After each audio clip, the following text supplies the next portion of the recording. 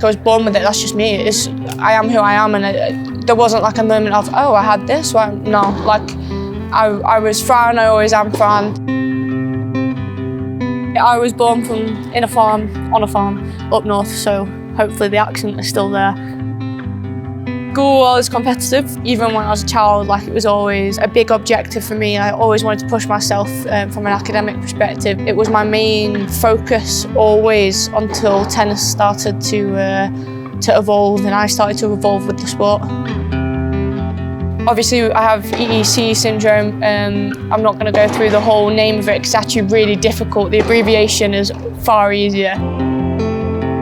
There wasn't like a moment of, oh, I had this. Well, no, like I was Fran, I always am Fran. It didn't change anything for me. It didn't change my approach. I just had, like any kid, things that I was dealing with, and it was as simple as that, and I dealt with it. Of course, I'm not saying it was the easiest thing on the planet. No, there's challenges with that, but everyone has their challenges. When I was about 7 or 8, I started to play a little bit more. Having gone through the operations, I was going through in that moment, and then and prior to that, we did go to my doctor and say, hey, like, she's actually starting to pick us up on quite consistent level, and that was when I was limited by someone, or there was an attempt to limit me, and that just kind of pushed me even further to commit. Everyone has defining moments in their career, and of course that's a moment where I realised that I wanted to push myself, but I never thought I'm pushing myself because of what I've been told. I thought, well, someone's just telling me I can't do something, and I actually think I can, so I'm very intrigued by my own capabilities, whatever those are. I knew that I had a mentality where I was going to pick at every little detail and make sure every corner was covered.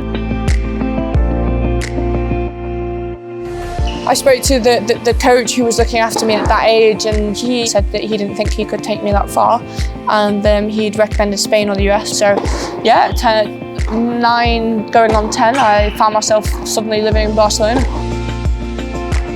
It's a risk at a young age. There's, it comes with its benefits, but it also has its challenges, like any large, huge decision you make in your life. It's given me a lot. I'm bilingual as well, and I've had the pleasure to live in a different culture. But having said that, I stay true to my northern roots, that's for sure.